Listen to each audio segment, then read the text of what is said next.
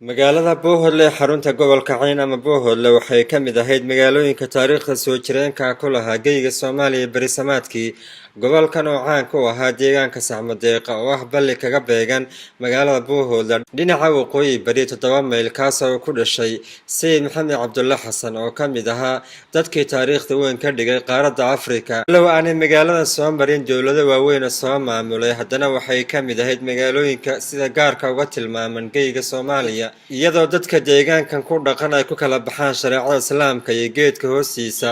haddaba mar dhawaan uu booqday TV-ga Ariel TV ayaa waxa uu ka wareysay xaaladda dadka deegaankaas ay ku jiraan cidda u talisa aad iyo aad baad u mahadsantahay Mawlid magaaladan xaaladeedu waa 100% xilli roobaadkii roobkii guga la galay roobkana si wacan buu helayada iyo nawaaxigeedaba haddaan ka warramo xagga ganacsiga waad aragtaa suuq kala soconayo ganacsigu halkan aan hadda taaganahay waa istaankii hawdka ee magaalada Bohole waad aragtaa sida gaadiidku loogu adeeganayo tuulooyinka u baxayo marka xaaladdu jawigu marka si walba loo eego waa 100% galnaga war magaalada maamulkeeda iyo cidda ay hoos tagto magaaladan waxaa leeyahay calamo badan baa leeyahay way calamo badan tahay halkan hadaynu hore u yara socono waxaanu galaynaa ismaamulka Soomaalida kililkeenu galaynaa hadda halkan waan taaganahay waxa ka talisa maamulka Khaatumo State of Soomaaliya oo si wanaagsan uga hawlgasha oo ay ka furantay gulihii deegaanku ka dhisan yahay jeelkii weynaa waa dhisan yahay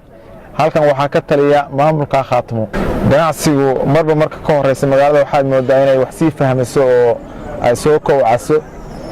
dhismihii haddana raacdo aan ka bayro ganacsiga si fiican buu u socdaa hadda waxa ka socota dhismaha aad u fiican oo ay hirgelinayaan qolal la yiraahdo daldis guryo dabaqyaaba hadda laga bilaabay magaalada Bohole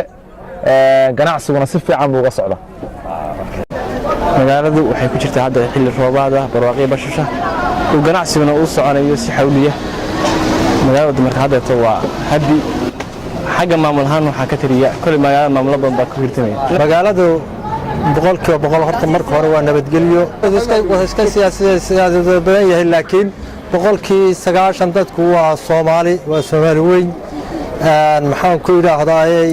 siyaasada kalena way iska jirjiraan xagga ganacsigu waa fiican yahay aad buu wacan yahay jawalba ganacsigu waa ka soo galaa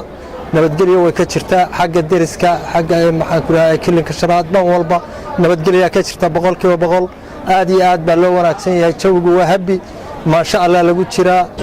Bohole waa magaalo Soomaaliyeed marka koowaad marka labaad waxa ka taliya maamulka Puntland oo dhammaan institutionskeedu ay ka shaqeeyaan waxay u shaqeeyaan qaab badan oo kala duwan saldhigga dhexe ee weyn ee magaalada Bohole waxa ka taliya maamulka Puntland waxaa jooga dhammaan ciidamada saraakiisha ah ee dowladda gobolka Puntland gaar ahaan ciidamada daraawiishta waxa ka shaqeeya laamaha dhan ee dawladda ay tahay nabadgelyo oo aad u fiicanta laakiin waxay tahay fikirku oo aan dhiibto inay tahay meel Soomaaliyeed inay tahay